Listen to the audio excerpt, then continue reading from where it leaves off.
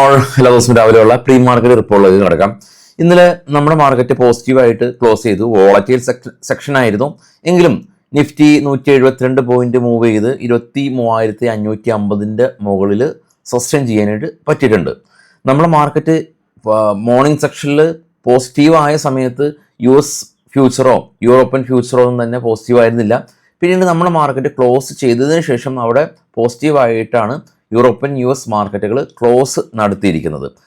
പിന്നെ വാറായിട്ട് ബന്ധപ്പെട്ടുള്ള പുതിയ ഒരു അപ്ഡേറ്റ് ഉണ്ട്. അത് ഇറാൻ്റെ നാഷണൽ സെക്യൂരിറ്റി ചീഫ് അദ്ദേഹം കൊല്ലപ്പെട്ടിട്ടുണ്ട്. ഇസ്രായേൽ അറ്റാക്കിന് ശേഷം അദ്ദേഹം കൊല്ലപ്പെട്ടു എന്നുള്ള ന്യൂസാണ്. ഇനിയിപ്പോൾ ഓയിൽ പ്രൈസ് കൂടുമ്പോൾ ഹോർമോസ് സീവേസിൽ കുറച്ച് റെസ്ട്രിക്ഷൻസ് ഒക്കെ ഉണ്ടാകുമോ എന്നുള്ളതൊക്കെ കണ്ടറിയണം. കാരണം ആയത്തുല്ല ഖമീനിക്ക് ശേഷം രണ്ടാമത്തെ പ്രധാന ഒരു നേതാവാണ് അവിടെ കൊല്ലപ്പെടുന്നത്. അപ്പോൾ അത് ടെൻഷൻ കുറച്ച് കൂട്ടാൻ സാധ്യതകൾ വളരെയധികം ഏറെയാണ്. ഈ യുദ്ധം തീരുന്ന ഒരു ഘട്ടത്തിലേക്കൊന്നും പോകുന്നില്ല. ഇപ്പോൾ ഇന്നലെയും ട്രംപ് പറഞ്ഞിരുന്നത് പൂർണ്ണമായിട്ടും ഇറാൻ കീഴടങ്ങണം, അതിനുശേഷമാണ് യുദ്ധം നിർത്തുന്ന ഒരു സാഹചര്യം അവർ ചിന്തിക്കുന്നത്.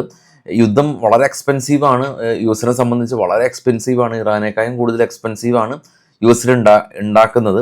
പക്ഷെ അത് മറികടന്ന് അവർ യുദ്ധം അങ്ങ് കൊണ്ടുപോകാണ്. അല്ലാതെ ഒരു മധ്യസ്ഥ ഉഭയകക്ഷി ചർച്ചകൾക്കൊന്നും തന്നെ മറ്റുള്ള രാജ്യങ്ങളും മുന്നോട്ട് വരുന്നില്ല.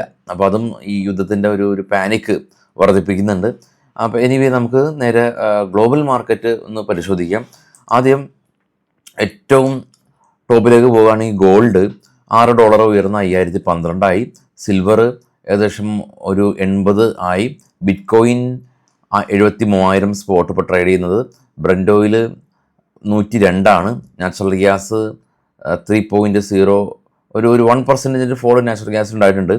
നിഫ്റ്റി ഇൻഡിക്കേറ്റ് ചെയ്യുന്നത് 23,654. നമുക്കുണ്ടായിരുന്ന ക്ലോസിങ് 23,613 ഒരു ഫ്ലാറ്റ് ഓപ്പണിംഗ് എക്സ്പെക്ട് ചെയ്യാം. ഡോ ഫ്യൂച്ചർ ഇപ്പോൾ ഫ്ലാറ്റാണ്. Australia positive, Korea positive, Nikkei Japan market 2% പോസിറ്റീവാണ്.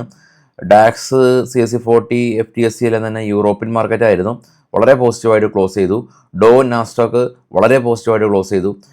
US വിക്സും ഇന്നലെ ഏകദേശം ഒരു 6% ക്രാഷ് ചെയ്തു.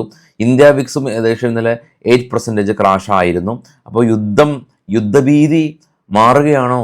കാരണം US വിക്സും ഇന്ത്യ വിക്സും ക്രാഷ് ആകുന്നുണ്ട് എന്നുള്ളത് നമുക്ക് പോസിറ്റീവായിട്ട് തന്നെ കാണുന്നുണ്ട്. യുദ്ധം നിലനിൽക്കുന്നുണ്ട്, പക്ഷേ യുദ്ധം ഉണ്ടാക്കുന്ന ഭീതി ഉണ്ടല്ലോ, എപ്പോഴും ഒരേപോലെ ഫിയർ മാർക്കറ്റിൽ ഉണ്ടാവില്ല. അതിങ്ങനെ ഡൈജസ്റ്റ് ചെയ്ത് പറയാൻ കാരണം ഉക്രൈൻ റഷ്യ വാറ് 4 വർഷം പിന്നിടുന്നുണ്ട്. ഈ 4 വർഷത്തിന് ഉള്ളിലാണല്ലോ നിഫ്റ്റി ഓൾ ടൈം ഹൈ പോയത്, അല്ലെങ്കിൽ യൂറോപ്യൻ മാർക്കറ്റുകളെല്ലാം തന്നെ ഓൾ ടൈം ഹൈ പോയത്. പക്ഷേ ഉക്രൈൻ റഷ്യ വാർ ഉണ്ടായ സമയത്ത് മാർക്കറ്റ് അതീവ നെഗറ്റീവായിരുന്നു. അപ്പോൾ സെയിം കൈൻഡ് ഓഫ് ഒരു പാറ്റേൺ ഇവിടെ ഫോം ആകുമോ എന്ന് ചോദിച്ചാൽ ഉക്രൈൻ റഷ്യ വാർ പോലെയല്ല ഈ ഒരു ഇസ്രായേൽ ഇറാൻ വാർ. ഓയിൽ, ഹോർമസ് കടലെടുക്ക്, അങ്ങനെ ഒരുപാട് മിഡിൽ ഈസ്റ്റ് ടെൻഷൻ, അതെല്ലാം തന്നെ ഇവിടെ ഈ ഒരു സോണിൽ കൂടുതലാണ്. അപ്പോൾ ഇനി US മാർക്കറ്റിൽ ലിസ്റ്റ് ചെയ്ത ഇന്ത്യൻ കമ്പനികളുടെ പ്രകടനം നോക്കുകയാണെങ്കിൽ ഇൻഫോസിസും വിപ്രോ എല്ലാം തന്നെ എക്സ്റ്റൻഡ് മാർക്കറ്റിൽ കയറി. ICCയും കയറിയിട്ടുണ്ട്. പ്രത്യേകിച്ച് നെഗറ്റീവായിട്ടുള്ള കാര്യങ്ങൾ തന്നെ അവിടെ ഉണ്ടായിട്ടില്ല എന്ന് കാണാൻ സാധിക്കും.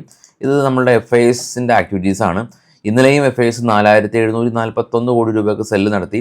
70,989 കോടി രൂപയുടെ സെല്ലാണ് FIS നടത്തിയിരിക്കുന്നത്.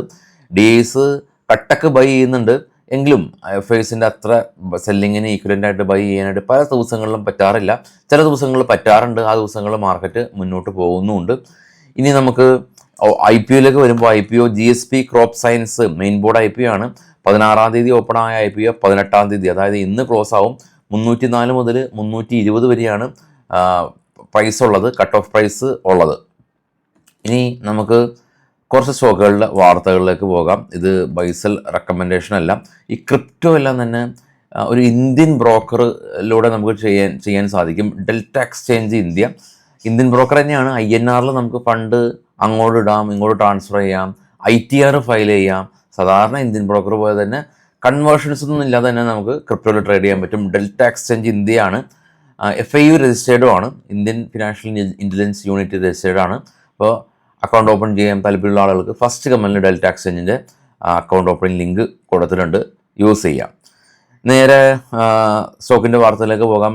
സെൽ റെക്കമെൻഡേഷൻ അല്ല. ടെക്കം IT കമ്പനി, ഇവരെ സംബന്ധിച്ചുള്ള ന്യൂസ് ഉള്ളത്, ഇവർ ഒരു മിഡാഡ് കമ്പനിയായിട്ട് ഒരു AI കോൺട്രാക്റ്റ് സൈൻ ചെയ്തു എന്നുള്ള ന്യൂസ് ഉണ്ട്. വരുൺ ബിവറേജ് കമ്പനീസ്, ഇവർ ആഫ്രിക്കയിലുള്ള ഒരു കമ്പനിയുടെ ക്രിക്കറ്റ് ഡെയറി പ്രോപ്പർട്ടീസിൻ്റെ 100% സ്റ്റേക്കും അക്യൂർ ചെയ്തു. വിപ്രോ IT കമ്പനിയാണ്. ഇവർ ഹാർനസ് എന്ന് പറഞ്ഞൊരു കമ്പനിയായിട്ട് AI കോൺട്രാക്റ്റ് സൈൻ ചെയ്തു.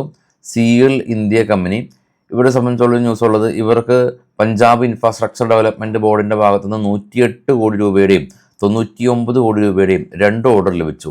തമിഴ്നാട് പെട്രോ പ്രൊഡക്ട്സ് കമ്പനി, ഇവരെ സംബന്ധിച്ചുള്ള ന്യൂസ് ഉള്ളത്, ഇവരുടെ HCD പ്ലാന്റ് ടെമ്പററി ആയിട്ട് ക്ലോസ് ചെയ്തിട്ടുണ്ട്. കാരണം ഗവൺമെൻറ് പറഞ്ഞിരിക്കുന്നത് ക്രൂഡ് ബേസ്ഡ് പെട്രോളിയം പ്രൊഡക്റ്റിൻ്റെ പ്രൊഡക്ഷന് പ്രയോറിറ്റി കൊടുക്കണം എന്നാണ്. അതുകൊണ്ട് ഇവരുടെ ആ ഒരു HCD പ്ലാന്റ് ടെമ്പററി ആയിട്ട് ഷട്ട് ഡൗൺ ചെയ്തു എന്നുള്ള ന്യൂസ് ഉണ്ട്. Aurobindo pharma, US drug control authority inspection നടത്തി 9 ഒബ്സർവേഷൻസ് റൈസ് ചെയ്തിട്ടുണ്ട്, ശ്രദ്ധിക്കുക. AB ഇൻഫ്രാ ബിൽഡ് കമ്പനി, ഇവർക്ക് 48 കോടി രൂപയുടെ റെയിൽവേ പ്രൊജക്റ്റ് കിട്ടി. സ്ട്രൈഡസ് ഫാർമ കമ്പനി, ഇവരെ സംബന്ധിച്ച് ഇവർ ജനറിക് ബ്രാൻഡ് സൺറോസ് ആഫ്രിക്കയിലുള്ള ജനറിക് ബ്രാൻഡിനെ അക്യൂർ ചെയ്തതായിട്ട് കമ്പനി അറിയിച്ചു. ശ്രീ സിമൻറ്റ് കമ്പനി 375 ഹെക്ടറിൻ്റെ ലെയിംസ്റ്റോണിൻ്റെ ഒരു ഓർഡർ ലഭിച്ചു. മഫ്ലാൽ ഇൻഡസ്ട്രീസ് കമ്പനി, അവർക്ക് 114 കോടി രൂപയുടെ ഓർഡർ ലഭിച്ചു. Clean max enviro energy company, ഇവർ 100 കോടി രൂപയിൽ നിന്ന് 270 കോടി രൂപയിലേക്ക് പ്രോഫിറ്റ് ഉയർന്നതായിട്ടുള്ള ന്യൂസ് ഉണ്ട്. ഇനി നമുക്ക് ഓപ്പൺ ഇൻട്രസ്റ്റുകൾ നമുക്ക് പരിശോധിക്കാം. ഓപ്പൺ ഇൻട്രസ്റ്റിൽ നമ്മൾ ഇന്നലെ കണ്ടു 23,600 സ്പോട്ട് ഉള്ളത്. അപ്പോൾ കോളും പുട്ടും ഒരേപോലെ റൈറ്റ് ചെയ്തിട്ടുണ്ട്. അപ്പോൾ ആ ഒരു വിക്സിൻ്റെ ഒരു ക്രാഷ് ആണ് ഇവർ ഈ ഒരു ഓപ്ഷൻ ഈ ഒരു രീതിയിൽ ഷോർട്ട് സ്ട്രാറ്റിൽ നിന്നാണ് ഈ ഒരു സ്ട്രാറ്റജിയുടെ പേര്. അടുത്ത മണി തന്നെ സെല്ല് ചെയ്യുന്ന ഒരു സ്ട്രാറ്റജി. അപ്പോൾ അതാണ് ഇവിടെ ഇപ്പോൾ ആസ് ഓഫ് നോ ഫോം ആയിട്ടുള്ളത്. അതായത് ഒരു പ്രത്യേക ഒരു ഡയറക്ഷനിലേക്ക് അഡീഷണൽ കോൾ റൈറ്റിങ്ങോ അഡീഷണൽ പുട്ട് റൈറ്റിങ്ങോ ഒരു കൃത്യമായിട്ടുള്ള ഡയറക്ഷൻ ഇതുവരെ മാർക്കറ്റിന് കിട്ടിയിട്ടില്ല എന്നുള്ളതാണ്. 2 ദിവസം മാർക്കറ്റ് മൂവ് ചെയ്തു. എന്നാൽ ഈ ഒരു ക്രൂഡ് പ്രൈസ് ഹയർ പ്രൈസിൽ നിൽക്കുമ്പോൾ തന്നെ മാർക്കറ്റ് മൂവ് ചെയ്യുന്നത് എന്ന് പറയുന്നത്, അത് ഒരു ക്രൂഡ് കുറയുമ്പോഴാണ് നമുക്ക് കുറച്ച് ഷോർട്ടായിട്ട് മാർക്കറ്റ് ഇനി മുന്നോട്ട് എന്ന് പറയാൻ സാധിക്കുകയുള്ളൂ. ഇത് ഹയർ ക്രൂഡ് പ്രൈസാണ് നിൽക്കുന്നത്. LPGയുടെയും ഈ ഒരു സർവീസ് ഡിസ്റപ്ഷൻസ് ഉണ്ട്. നമ്മളുടെ നാട്ടിൽ ഹോട്ടലുകളെല്ലാം തന്നെ പതിയെ ക്ലോസ് ചെയ്യുന്ന ഒരു സിനാരിയോ ആണ്. ക്രൂഡ് പ്രൈസ് ഹൈയും ആണ്. അപ്പോൾ അത് ഈ 2 കാര്യങ്ങൾ നിലനിൽക്കുമ്പോൾ മാർക്കറ്റിന് വിശ്വസിച്ച് ആളുകൾ ഇൻവെസ്റ്റ് ചെയ്യുന്ന ആ ഒരു ഘട്ടത്തിലേക്ക് മാർക്കറ്റ് ഇതുവരെ ആയിട്ടില്ല. എനിവേ കടക്കുമെന്ന് നമുക്ക് എക്സ്പെക്റ്റ് ചെയ്യാം. വൈകിട്ട് കാണാം. Thank you all.